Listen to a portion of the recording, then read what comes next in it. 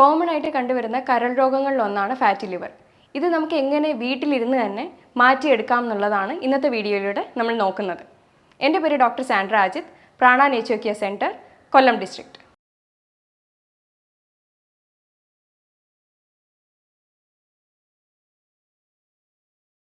എന്താണ് fatty liver, അതായത് കരൾ വീക്കം എന്താണെന്നുള്ളത് നമുക്ക് നോക്കാം.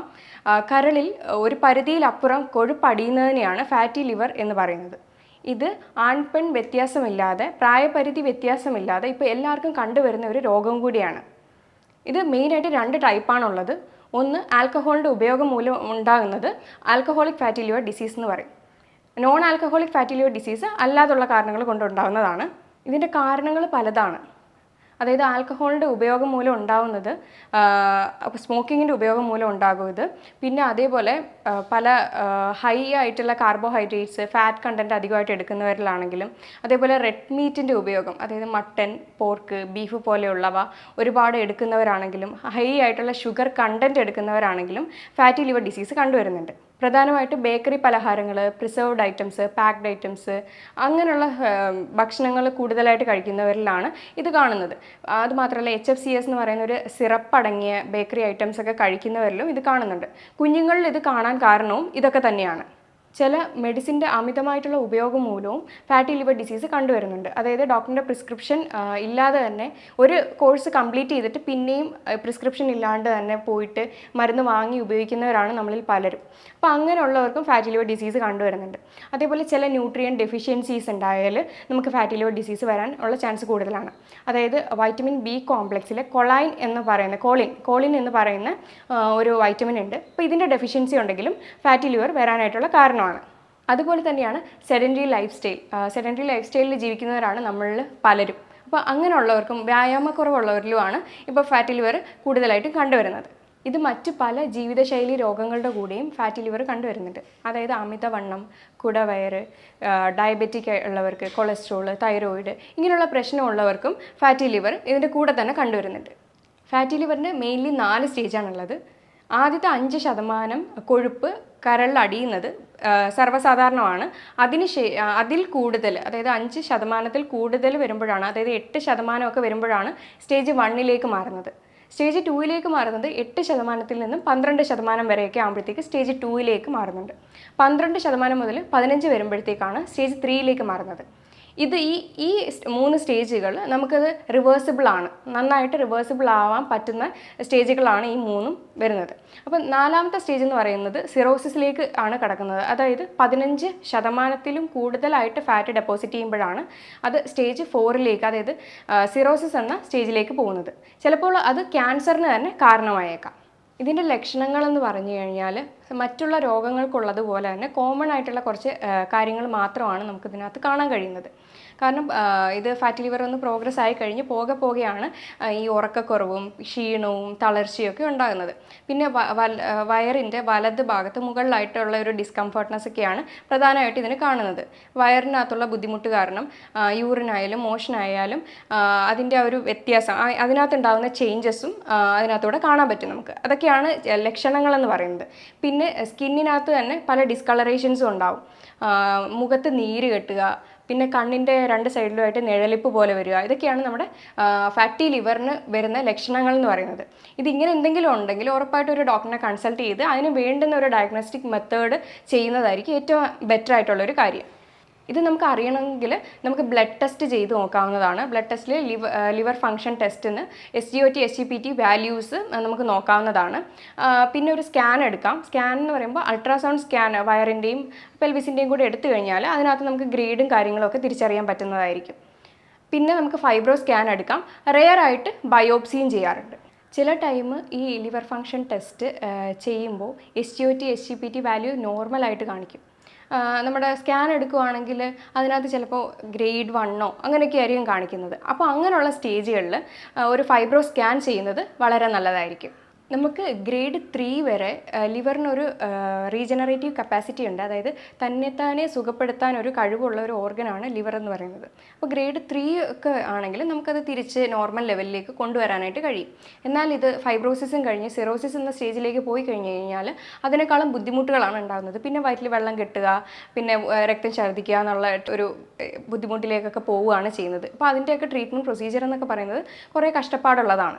അപ്പോൾ അത്രയും വരെ പോകാതെ പെട്ടെന്ന് തന്നെ ഇത് കണ്ടുപിടിച്ച് ട്രീറ്റ് ചെയ്യാനാണ് നമ്മൾ ആദ്യം ശ്രദ്ധിക്കേണ്ടത്. ഇപ്പോൾ പലരും ഡോക്ടേഴ്സിൻ്റെ അടുത്തൊക്കെ പോയിട്ട് സംസാരിക്കാറുണ്ട്, ഇങ്ങനെ ഫാറ്റി ലിവർ ഉണ്ട്. അപ്പോൾ അവരും ചില ഡോക്ടേഴ്സ് തന്നെ പറയും ഓക്കെ അത് കുഴപ്പമില്ല അങ്ങനെ. അപ്പോൾ അവരും അത് നിസ്സാരമായിട്ട് എടുക്കും. ഓക്കെ എല്ലാവർക്കും ഉള്ളതല്ലേ, ഷുഗറും കൊളസ്ട്രോളും ഒക്കെ ഉള്ളതുപോലെ തന്നെ ഫാറ്റി ലിവറും പുതിയൊരു രോഗം കൂടെ എന്നുള്ള രീതിയിൽ മാത്രമാണ് കാണുന്നത്. എന്നാൽ ശരിക്കും ഇത് അങ്ങനെ വിടാൻ പാടില്ലാത്ത ഒരു അസുഖം കൂടിയാണ്. ഇതിൻ്റെ മാനേജ്മെൻറ്റ്, ഇതിനെ എങ്ങനെ മാനേജ് ചെയ്യാം എന്ന് നോക്കുന്നത് നമ്മൾ ചെയ്യുന്നതെന്ന് വെച്ച് കഴിഞ്ഞാൽ ആദ്യം ചെയ്യുന്നത് ഡയറ്ററി ചേഞ്ചസ് വരുത്തുക എന്നുള്ളതാണ്. ഡയറ്ററി ചേഞ്ചസിൽ തന്നെ കുറച്ച് ഭക്ഷണങ്ങൾ ഒഴിവാക്കേണ്ടതായിട്ടും വരും, കുറച്ച് ഇൻക്ലൂഡ് ചെയ്യേണ്ടതായിട്ടും വരും. അതുപോലെ തന്നെയാണ് ലൈഫ് സ്റ്റൈൽ മോഡിഫിക്കേഷനും കുറച്ച് ചേഞ്ച് ചെയ്യേണ്ടി വരും. ഡയറ്ററി മോഡിഫിക്കേഷനിൽ തന്നെ നമ്മൾ അധികമായിട്ട് എടുക്കുന്ന കാർബോഹൈഡ്രേറ്റ്, ഫാറ്റ്, പിന്നെ ഷുഗർ കണ്ടന്റിൽ തന്നെ bakery items, preserved item, packed items, പിന്നെ പ്രോസസ്ഡ് ഐറ്റംസ്, അതിനകത്ത് തന്നെ HFCS അടങ്ങിയ ഹൈ ഫ്രക്ടോസ് കോൺ സിറപ്പ് അടങ്ങിയ അമിതമായിട്ട് വരുന്ന ഭക്ഷണങ്ങളൊക്കെ ഒഴിവാക്കിയിട്ട് അവിടെ നമുക്ക് പ്രീബയോട്ടിക്, പ്രോബയോട്ടിക്, ഫൈബർ റിച്ച് ആയിട്ടുള്ള ഡയറ്റ് കൊണ്ടുവരാം. അപ്പോൾ പ്രീബയോട്ടിക്, പ്രോബയോട്ടിക് എന്ന് പറയുമ്പോൾ അതിനകത്ത് ഫൈബർ വരും. അതേപോലെ തന്നെ പ്രോബയോട്ടിക്കിനകത്ത് കേടും അധികം പുളിയില്ലാത്ത തൈരും കാര്യങ്ങളൊക്കെ നമ്മുടെ ഭക്ഷണത്തിൽ ഉൾപ്പെടുത്തുക. ഫൈബർ റിച്ച് ആയിട്ടുള്ളത് ഞവര അരി, ബ്രൗൺ റൈസ്, മട്ട അരി ഇതൊക്കെ കഴിക്കുന്നത് നല്ലതാണ്. അധികമായിട്ടുള്ള റെഡ് മീറ്റിൻ്റെ ഉപയോഗവും ബുദ്ധിമുട്ടുകൾ ഉണ്ടാക്കാറുണ്ട്, അതായത് പോർക്ക്, മട്ടൻ, ബീഫ് പോലെയുള്ളവ. എന്നാൽ ഇത് വൈറ്റ് മീറ്റിലേക്ക് സ്വിച്ച് ചെയ്ത് കഴിഞ്ഞാൽ അതിനകത്ത് കാട, ചിക്കൻ അതൊക്കെ വൈറ്റ് മീറ്റിൽ വരുന്നതാണ്. അപ്പോൾ അതൊക്കെ ഒന്ന് മിതമായിട്ട് കഴിക്കുന്നതുകൊണ്ട് കുഴപ്പമൊന്നും ഉണ്ടാവില്ല. പിന്നെ ഒമേഗ 3 ഫാറ്റി ആസിഡ്സ് ആയ ചെറു മത്സ്യങ്ങളും കാര്യങ്ങളൊക്കെ കഴിക്കാവുന്നതാണ്. പിന്നെ റിഫൈൻഡ് ഓയിലായിട്ടുള്ള സൺഫ്ലവർ ഓയിൽ, പാം ഓയിലൊക്കെ ഇന്ന് അവൈലബിൾ ആണ്. അതും യൂസ് ചെയ്യുന്നവരാണ് നമ്മളിൽ പലരും. സൺഫ്ലവർ ഓയിൽ എന്നൊക്കെ പറഞ്ഞു കഴിഞ്ഞാൽ ഒരുപാട് സൺഫ്ലവർ കൂട്ടിയിട്ട് ചെയ്യുന്നതായിരിക്കും സൺഫ്ലവർ ഓയിൽ. ആക്ച്വലി അത് പ്യുവർ അല്ല. അതുകൊണ്ട് തന്നെ നമ്മൾ അൺറിഫൈൻഡ് ആയിട്ടുള്ള ഓയിലിലേക്ക് പോകുന്നതായിരിക്കും ഏറ്റവും കൂടുതലും ബെറ്റർ. കോക്കനട്ട് ഓയിലും ഒലിവ് ഓയിലും ഒക്കെ ബെസ്റ്റാണ് ഇതിന്. ഇനി എന്തൊക്കെ ഭക്ഷണങ്ങൾ നമുക്ക് ഉൾപ്പെടുത്താം എന്നുള്ളത് നമുക്ക് നോക്കാം. ഫ്രൂട്ട്സ്, വെജിറ്റബിൾസ് ഒക്കെ ധാരാളമായിട്ടും നമ്മുടെ ഫുഡിൽ ഉൾപ്പെടുത്തണം. പ്രത്യേകിച്ചും ക്രൂസിഫറസ് വെജിറ്റബിൾസ്. ഇതിന് സൾഫർ കണ്ടൻറ്റ് അധികമാണ്. പിന്നെ അതുകൂടാതെ തന്നെ നമുക്ക് ഡീടോക്സിഫയിങ് കപ്പാസിറ്റി ഉണ്ടാവും ഇതിന്. അതായത് ബ്രൊക്കോളി, ക്യാബേജ്, കോളിഫ്ലവർ ഇങ്ങനെയുള്ള വെജിറ്റബിൾസ് എല്ലാം നമുക്ക് ഡയറ്റിൽ ആഡ് ചെയ്യാവുന്നതാണ്.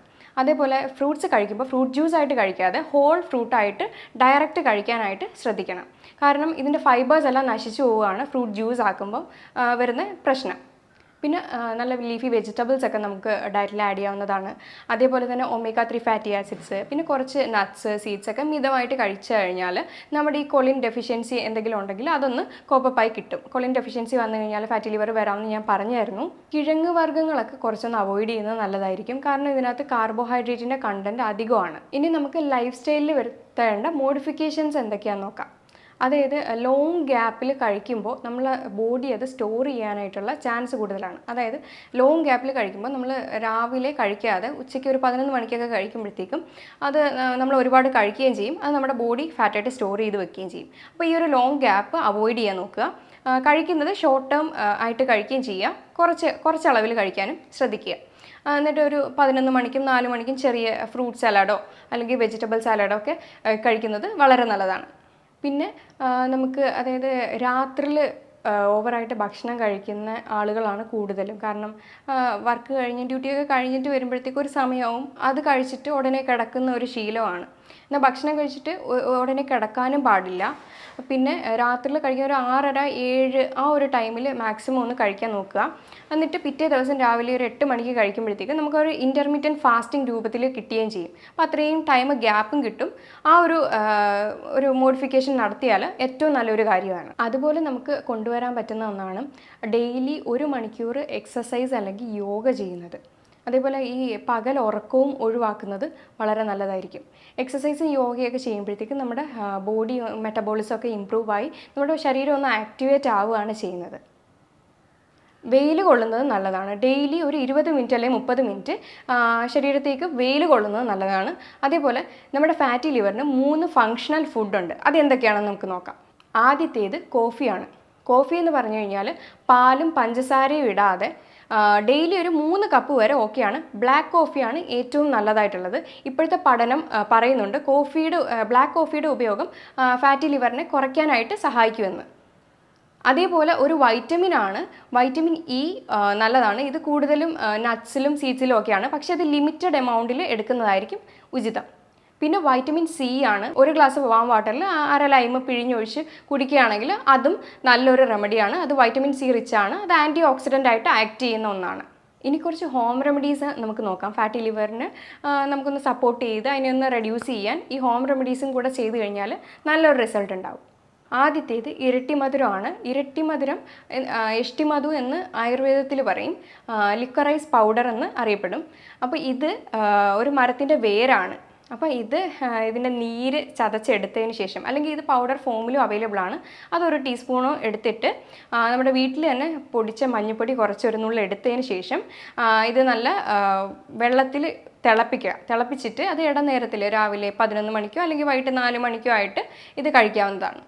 ആപ്പിൾ സിഡർ വിനെഗർ അര സ്പൂൺ എടുത്തതിന് ശേഷം അതൊരു ഗ്ലാസ് വെള്ളത്തിൽ നന്നായിട്ട് കലർത്തി അത് ഇടനേരത്തിൽ കഴിക്കുന്നത് നല്ലതാണ്. അടുത്തതാണ് കരിക്കിൻ വെള്ളം. അത് വീക്ക്ലി 2-3 പ്രാവശ്യം എടുക്കുന്നത് നല്ലതാണ്. അതേപോലെ തേനും മഞ്ഞൾപ്പൊടിയും കൂടെ കുറച്ച് മിക്സ് ചെയ്ത് ഡെയിലി ബേസിസിൽ കഴിക്കുന്നത് നല്ലതാണ്. ഒരിക്കലും ഒരു ഹോം റെമഡിയോ എന്തോ ആയിക്കോട്ടെ അത് കണ്ടിന്യൂസ് കുറേ നാളത്തേക്ക് എടുക്കാൻ പാടില്ല. ഒരു 10 ദിവസം എടുക്കുക, ഗ്യാപ്പ് വിടുക, പിന്നെ ആവശ്യമെങ്കിൽ മാത്രം 10 ദിവസം എടുക്കുക. അങ്ങനെ വേണം ചെയ്യാനായിട്ട്. ഇനി ഒരു ഡ്രിങ്കാണ്. 1 ഗ്ലാസ് കരിക്കിൻ വെള്ളം എടുത്തിട്ട് അതിനകത്ത് കുറച്ച് ഫ്ലാക്സ് സീഡ് ആഡ് ചെയ്യുക. അതായത് ചണവിത്ത് എന്ന് പറയും. അപ്പോൾ ഇത് വൈറ്റമിൻ ഇ ഒക്കെ റിച്ച് ആണ്. അപ്പോൾ ഇത് ആഡ് ചെയ്തതിന് ശേഷം കുറച്ച് നാരങ്ങാനീര് ഒഴിക്കുക. അതിൻ്റെ കൂടെ സിനമൺ എന്ന് പറയുന്ന കറുവപ്പട്ട എന്ന് പറയുമ്പോൾ 2 ടൈപ്പാണുള്ളത്. മറ്റേത് പെട്ടെന്ന് ഒടിഞ്ഞു കിട്ടത്തില്ല. ഇത് പേപ്പർ പോലെ പൊടിഞ്ഞു വരും. കുറച്ച് എക്സ്പെൻസീവാണ്. അപ്പോൾ അതും കുറച്ച് ആഡ് ചെയ്തതിന് ശേഷം അതിൻ്റെ കൂടെ മഞ്ഞൾപ്പൊടിയും കൂടെ ആഡ് ചെയ്തിട്ട് ഇതെല്ലാം കൂടെ മിക്സ് ചെയ്ത് ഇത് ഒരു സ്നാക്കായിട്ട് എടുക്കുന്നത് നല്ലതായിരിക്കും. രാവിലെ 11 മണിക്കോ അല്ലെങ്കിൽ വൈകിട്ട് 4 മണിക്കോ കഴിക്കുന്നത് വളരെ നല്ലതാണ്. അടുത്ത ഒരു ടിപ്പാണ് സിനമൺ തന്നെ കുറച്ച് എടുത്തിട്ട് മഞ്ഞൾപ്പൊടി എടുത്ത് വെള്ളത്തിൽ നന്നായിട്ട് മിക്സ് ചെയ്ത് ഗ്രീൻ ടീ ആയിട്ട് ഇത് ചേർത്ത് കഴിക്കുന്നത് വളരെ നല്ലതാണ്. പിന്നെ ബാർലിയുടെ പൊടിയോ അല്ലെങ്കിൽ ബാർലിയോ എടുത്തിട്ട് വെള്ളത്തിൽ തിളപ്പിച്ച് അരിച്ചെടുത്ത് അതും കുടിക്കുന്നത് നല്ലതാണ്. പിന്നെ നെല്ലിക്കയുടെ ജ്യൂസ് കുടിക്കുന്നത് നല്ലതാണ്. നെല്ലിക്ക 2 എടുത്തിട്ട് കുറച്ച് വെള്ളത്തിൽ മഞ്ഞൾപ്പൊടിയും ഉപ്പും കറിവേപ്പിലയും കൂടി ഇട്ട് നന്നായിട്ട് ജ്യൂസ് അടിച്ചിട്ട് അത് കുടിക്കുന്നത് നല്ലതാണ്. ലാസ്റ്റ് ഒരു ടിപ്പും കൂടെ പറയാം. 1 ഗ്ലാസ് മോരെടുക്കുക. അതിനകത്ത് കുറച്ച് ഇന്ദുപ്പ്, കറിവേപ്പില, കുറച്ച് മഞ്ഞൾപ്പൊടിയും കൂടെ ആഡ് ചെയ്തിട്ട് ഇതും ഇടനേരത്തിൽ കഴിക്കുന്നത് വളരെ നല്ലതാണ്. അപ്പോൾ ഇത്രയൊക്കെ ചെയ്ത് കഴിഞ്ഞാൽ തന്നെ ഒരുവിധമുള്ള ഫാറ്റി ലിവറൊക്കെ നമുക്ക് വീട്ടിൽ നിന്ന് തന്നെ മാറ്റിയെടുക്കാവുന്നതാണ്. പിന്നെ ഒരു 21 ദിവസത്തെ ഡീറ്റോക്സ് പ്രോഗ്രാമിലേക്ക് വന്നു കഴിഞ്ഞാൽ നമ്മൾ നന്നായിട്ട് ബോഡിയെല്ലാം ഡീറ്റോക്സ് ചെയ്ത് നല്ല മെറ്റബോളിസമൊക്കെ ഇമ്പ്രൂവ് ആയി ഒരു 3 മാസം കൊണ്ടൊക്കെ തന്നെ ഒരു ഗ്രേഡ് 2 ആയാലും 3 ആയാലും നമുക്ക് അത്യാവശ്യം പെട്ടെന്ന് തന്നെ പഴയ സ്റ്റേജിലേക്ക് കൊണ്ടുവരാൻ പറ്റുന്ന ഒരു രോഗമാണ് ഫാറ്റി ലിവർ എന്ന് പറയുന്നത്. ഈ പറഞ്ഞ കാര്യങ്ങളിൽ എന്തെങ്കിലും ഡൗട്ടോ കാര്യങ്ങളോ ഉണ്ടെങ്കിൽ താഴെ തന്നിരിക്കുന്ന നമ്പറിലേക്ക് കോൺടാക്റ്റ് ചെയ്യാവുന്നതാണ്. ഇനി അടുത്തൊരു വീഡിയോയുമായി കാണുന്നവരെ താങ്ക് യു.